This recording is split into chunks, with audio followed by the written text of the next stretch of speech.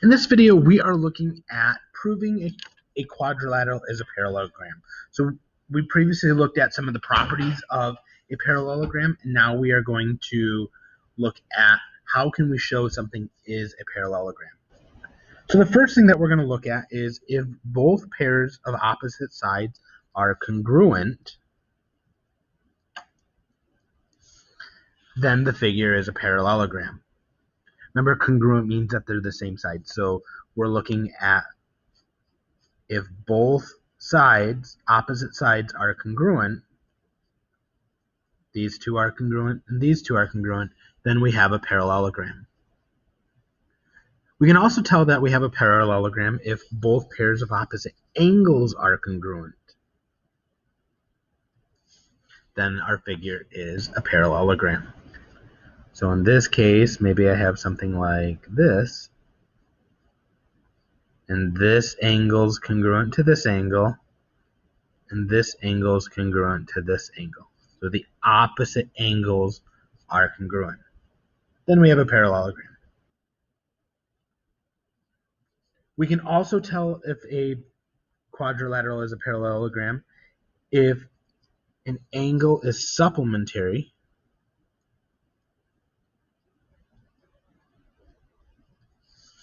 to both of the consecutive angles, then the figure is a parallelogram.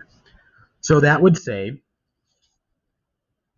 supplementary means that it adds up to 180, and if you want to write that, adds up to 180.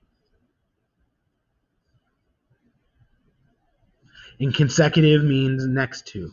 So if I had angle A and angle D would have to add up to 180. So the measure of angle A plus the measure of angle D would have to equal 180 degrees. Now it says both consecutive angles. So it also has another consecutive angle right here. So then measure of angle A plus the measure of angle B also has to equal 180 degrees. Then it's a parallelogram.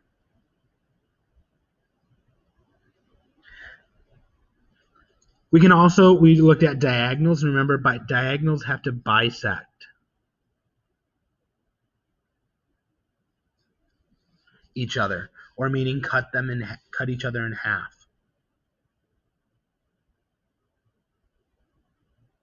And then finally, if one pair of opposite sides are congruent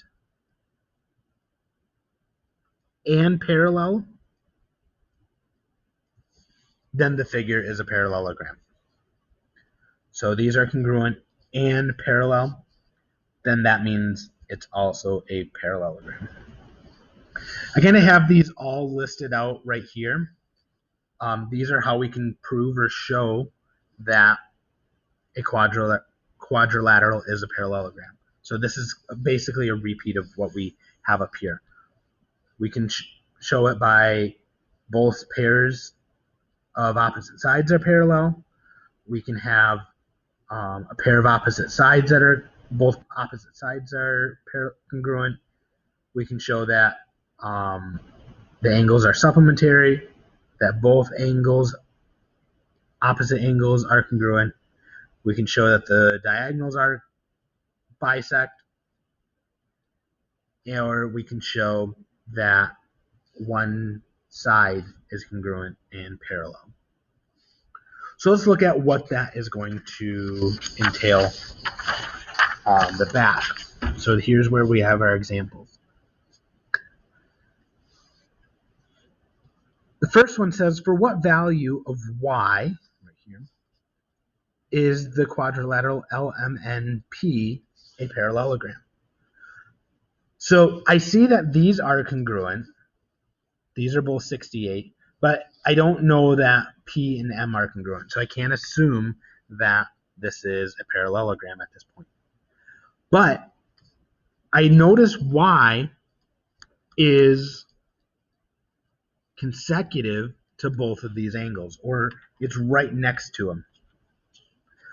So remember, we can show that these are going to be, both of these pairs are going to be supplementary or add up to 180, and that will help us, or that can show that these are congruent, or a parallelogram, sorry. So y, we have to figure out what makes y supplementary to both of those. Now luckily those are both 68. So I know to be supplementary, y plus 68 has to equal 180 degrees. So we subtract 68 from both sides. We get y is equal to 112. So if y is 112 degrees, then we can say that this is a parallelogram. This one asks, can we prove that this is a parallelogram or not? In looking at it, we're given angle measures, and so I look at the opposites. This one's x and this one's x. Well, the x has to be the same, so those are going to be congruent. Here, 2y is congruent to 2y, or the same, so those angles are congruent. So yes, this is a parallelogram, and it's because angle A is congruent to angle C, and angle B is congruent to angle D. Our opposite angles are congruent.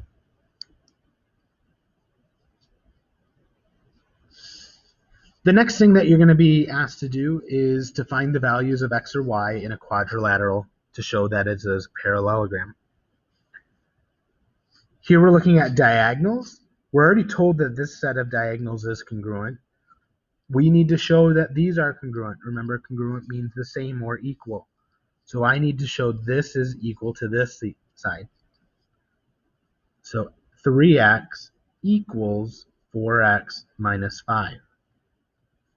I want to get my x's both on the same side to solve for it. So I'm going to subtract 4x from both sides because this x is already alone. 3x minus 4x is a negative 1x equals, those go away, negative 5. I want to get x all by itself, so I divide both sides by negative 1. These go away. X is equal to negative 5 divided by negative 1 is a positive 5. So that value of x has to be 5.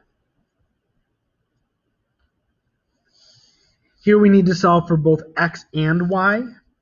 And again, we need to show that our opposite sides are congruent. So we're going to set up actually two equations. We'll do 3y equals y plus 78. And we need to show that 3x and 4x minus 21. So 3x equals 4x minus 21. So we're going to solve both of those. This one I'm going to subtract y from both sides. That goes away. I get 2y equals 78. Divide both sides by 2. I get y equals 39. So if y is 39, then this is going to be our first step to show that it's a parallelogram. We also need these to be congruent or equal. So we're going to solve for x. I'm going to subtract 4x from both sides. Those go away. 3x minus 4x is a negative 1x. That equals a negative 21. Always bring the sign down in front. Divide both sides by negative 1. Those cancel out. I get x equals a positive 21.